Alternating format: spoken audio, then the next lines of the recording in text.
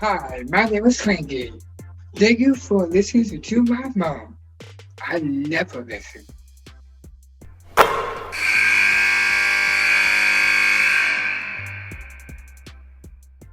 Allie Patberg and Grace Berger, thank you so much for spending time from Bloomington to join us on Nothing But Net. What's going on, Allie?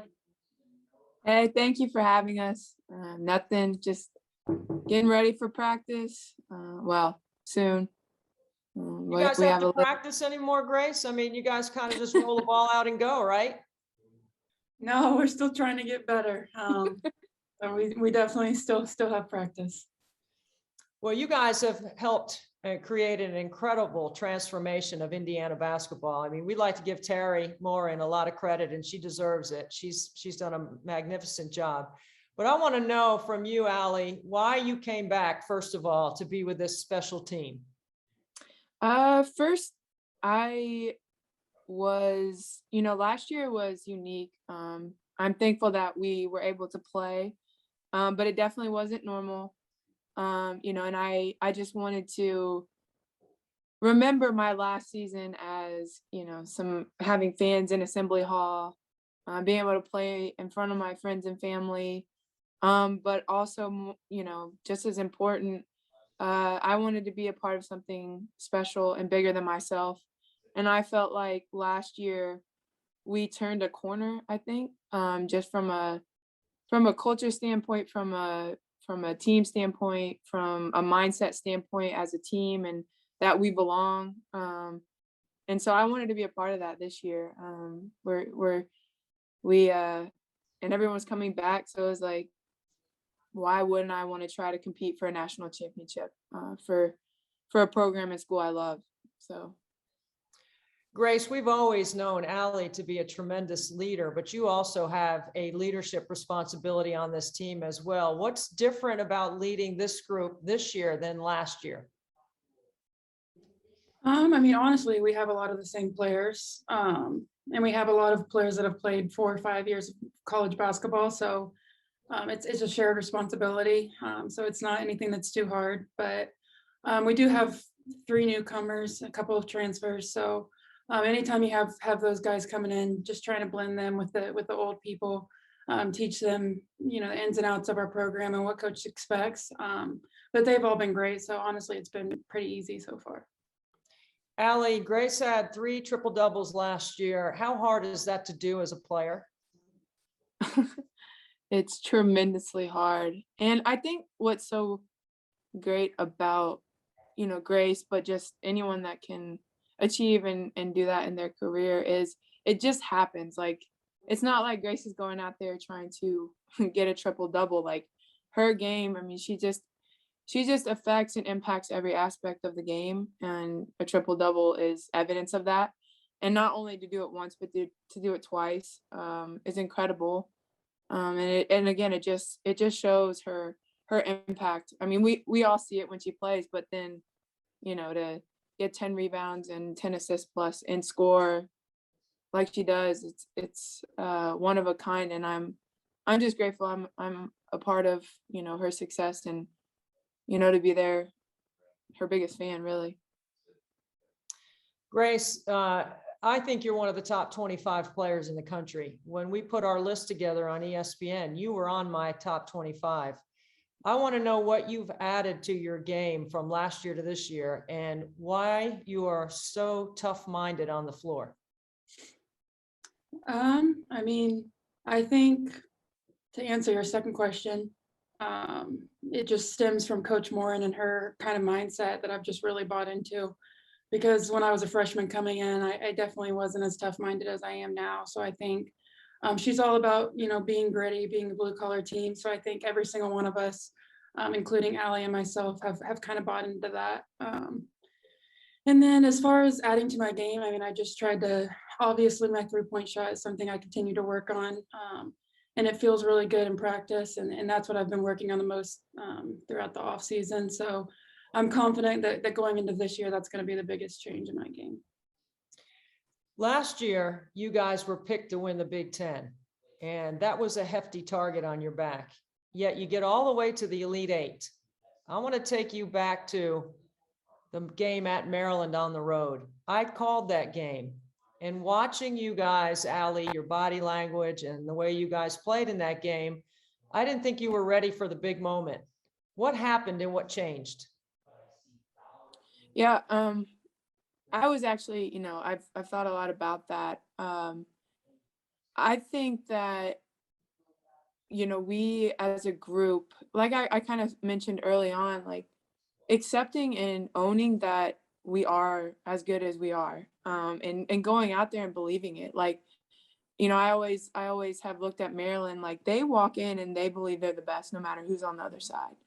And for me as a leader, I was very disappointed in how I didn't hold myself with that level of confidence. And again, I think there's, we can believe, but still be humble and doing the work and all of that. But walk in knowing, yeah, we are really good, and we are, we're here to win, and we're here to be the best team. And I think that's something like we know we have a target on our back, but owning it this year and walking in like we are the best, and playing like we are, and having that chip on our shoulder, like, we're there to win. And so I think we, in that game, I think I had it was hard, but I think I learned a lesson, and I think our mindset changed and our approach changed, and that's how we made it to the Elite Eight.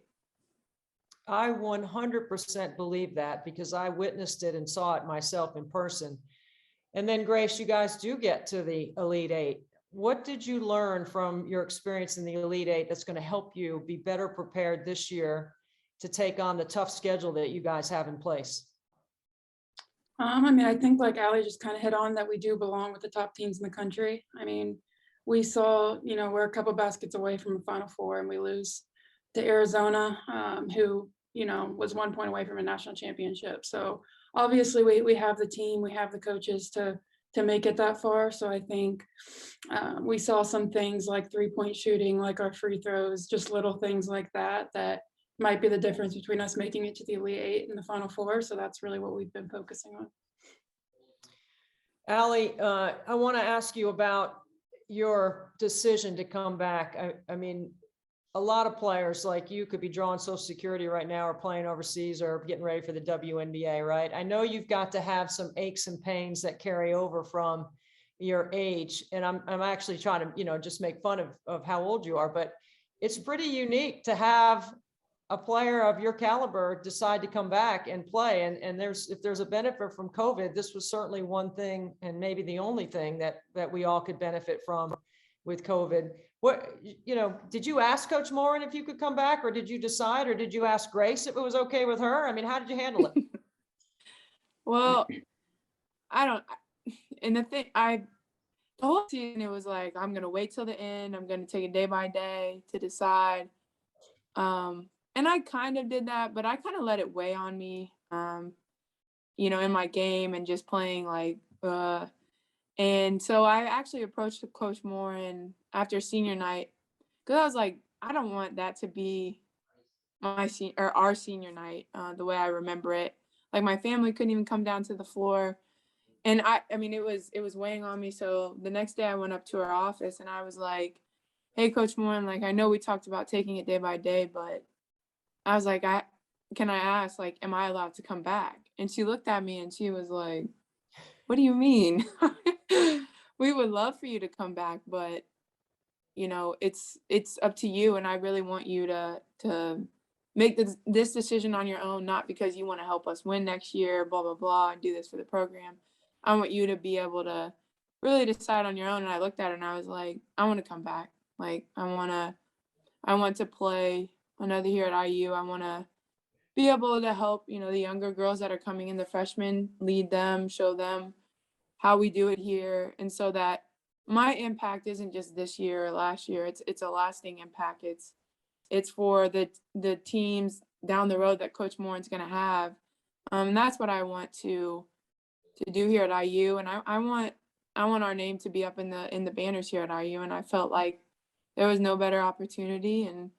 And yeah, I did think too, my body, I'm getting older, but it's been a blessing because I've met some people here in Bloomington that have helped me with my recovery, with my strength, like taking it to the next level that, you know, when I am able to play next year professionally, and that's my goal, is I'm ready. I've been taking care of myself at a professional level and figuring out what that looks like, and how to be better in that aspect. And so I've grown a lot in that area too, just coming back. So Allie, as someone who works out every day myself and is still a shooter, or a so-called shooter, right?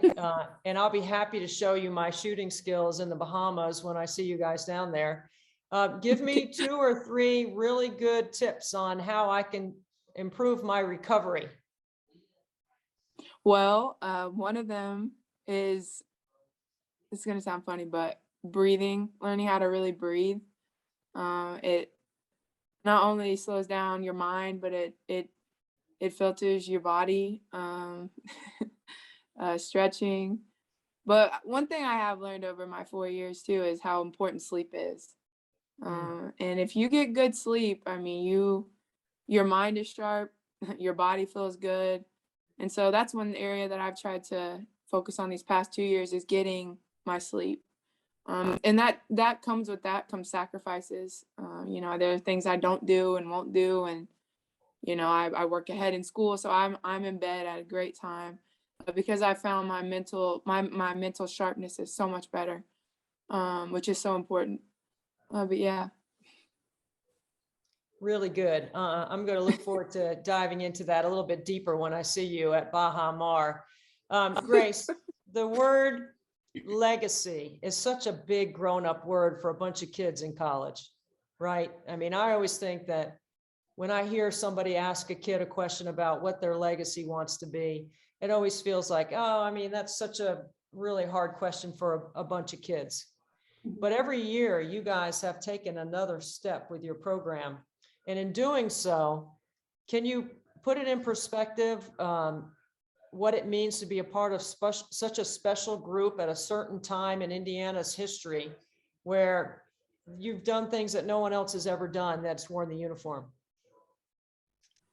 Yeah, I mean, when I really sit down to think about it, it's kind of surreal and unbelievable that we are, you know, how far our program has come even since I've gotten here in 2018.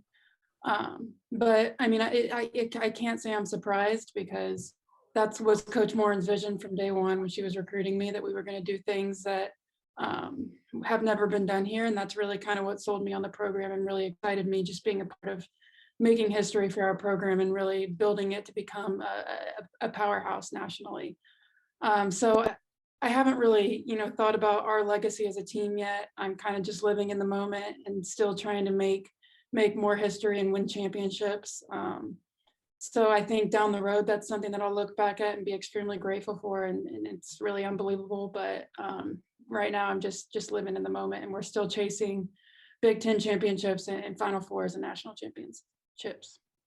Grace, I have watched Terry and have respected her climb. You know, she didn't start out, you know, at the top. She worked, and she's a grinder. And you guys know how hard she works, how much she's prepared. All of it is a stepping stone for everyone, right? As you go further along in your career. How have you seen her change, or what has she done that's maybe a little different this year? How does she keep it fresh for you guys? Because, you know, a lot of people say kids need to, you know, be entertained all the time. They need to, you know, while it's still the same fundamentals, you have to find creative ways to introduce them or keep you guys engaged. Does Terry have something that she's doing that is different than last year? I mean, honestly, I'd say she's really pretty much the same coach that she's been since I got here as a freshman. And that's just coming in and doing the work every single day, focusing on the little things and the fundamentals, not getting bored with the fundamentals, and getting better. And I think that's great, because a lot of teams, after making it to the Elite Eight and having such a successful season like we did last year, could maybe become complacent. But she's really treating us like we haven't accomplished anything, because we haven't. We still want to win championships here. So that's kind of her approach. And I think it leaks down into our team. And I think that's great for us, because we are still that same blue collar team that hadn't accomplished anything when I got here as a freshman. Allie, you've been around the league longer than some of the coaches in the league. So give me a little, like, I don't know, give me like a 1 or 2 bullet point, like, handicap the entire Big Ten for me on, a couple of bullet points about Maryland or something about Iowa or something about Michigan. Like, how do you see the scout for those games? Yeah, so Maryland, they love to switch. Well, they switch 5 ways. And so in past, I think that's been a challenge for us because I think we overthink things, and we do want to exploit the mismatches, but I think it does create hesitance in us, which it won't and it shouldn't. They play fast. They shoot the 3. So we have to limit their threes, and we know they're going to hit them, but we don't want them to hit, I would say, more than 4 or 5. Iowa, defensively, they play zone, and so we're going to have to get the ball to the middle, get the ball to the low post. We're going to have to hit some threes as well. Caitlin Clark, she draws so much attention, and we're going to have to make it.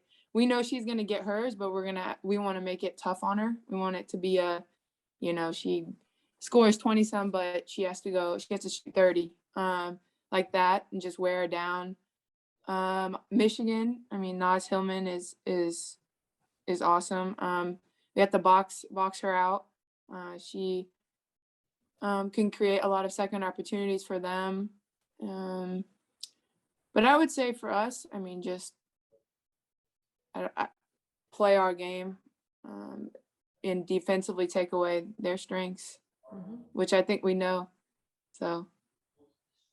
Yeah, Coach Patberg, I like it. I like the scouting report. I don't even know. I mean, Terry could just put you on the payroll right away, I'm sure, and you could just break it down for him. Grace, I want to ask you about a couple of individual players in the league. Allie mentioned a couple. But she mentioned Caitlin and Naz, and we know how great they are. They're all Americans. Nia Clouden, Leah Brown, yourself, I think are some players across the landscape of the league that people may not have at the top of the scouting report, but maybe they should. Tell me about their games. Yeah, I mean, those 2 you mentioned right there, I think, are probably the 2 most underrated players, maybe not in the country, but definitely in the Big Ten. I mean, Nia Clouden dropped 30 on us in the Big Ten tournament, like it was easy. And so she's, I've played against the best players in the country, and I think those 2 names you just said certainly belong up there with them. So I think as the Big Ten continues to get more attention, as Michigan and Michigan State continue to do well, in our conference in general, I think they'll start to get more attention because, I think if people sit down to really watch those two players play, it's really hard to deny that they're 2 really, really great players and belong with the top names in the country. So I think those girls might not be getting the respect they deserve now, but I think this season, hopefully, as they play more, they'll be able to get more attention. And Allie, one of the point guards in the league is Ashley Owusu at Maryland, and I think she has got every part of the game covered, from high-level skill to high IQ to incredible strength and balance in her game, and she's hard to guard.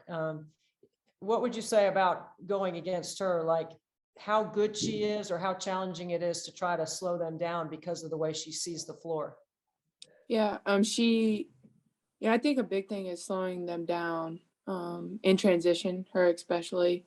I think that's when they get their game going. And again, like you said, she can score at will, and she creates for others. And they have a lot of shooters around her, which is, again, hard to guard. But I think that, like I said, I think slowing them down in transition, is we do that by taking smart shots and having low turnovers so that they can't fuel their offense through that. And I think that's where she gets going the most, honestly. That's what I think.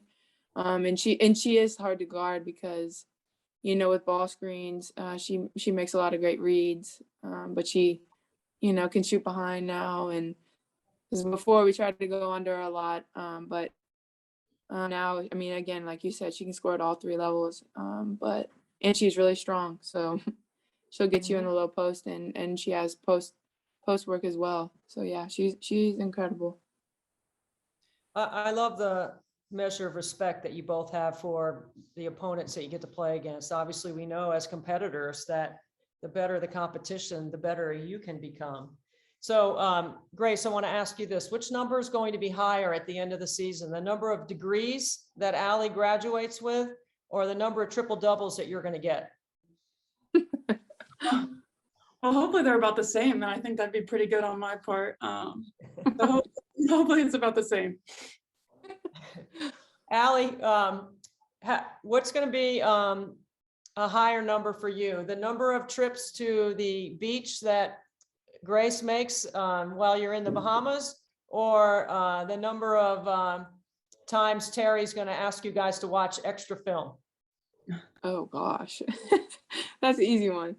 Extra film. She doesn't have to ask us though. Yeah, you guys are great. Listen, I'm looking forward to seeing you. I've got you on my schedule personally a couple of times. I'll see you in the Bahamas. I'm looking forward to that. I don't think there's ever been a better field assembled in the early part of the season than having 4 teams in the top 8, including you guys, Maryland, Stanford, and NC State. And then when NC State comes to Bloomington, I'll get a chance to call that game as well. So I'm looking forward to that when it comes to Indiana basketball. What are you most looking forward to, Allie, and then you, Grace? Well, I would say coming Sunday, I mean, we have a big game here. And it's like you just said, you're playing against great players. It makes you better. And so I'm personally excited for the next game and ready to take care of Kentucky. Yeah, Kentucky and Ryan Howard. That's another great schedule. Another game, another great player. Grace, what are you looking forward to? Yeah, I mean, I think just looking at our schedule, especially our non-conference, Stanford, NC State, Kentucky, we have so many, opportunities to show that we belong as one of the nation's top teams. And so we're really excited to not only show that us as players belong in that conversation, but certainly us as a team. Well, I can't thank you both enough for spending some time this morning on the podcast, Nothing But Net. I asked a long time ago about getting you guys together because it was that important for the podcast. I appreciate your time. I'm so grateful for how hard you both work and how well you represent our game. So thank you for everything that you do when nobody's watching. Yeah, thank you. Thank you for having me. Thank you. All Thank right. you so much.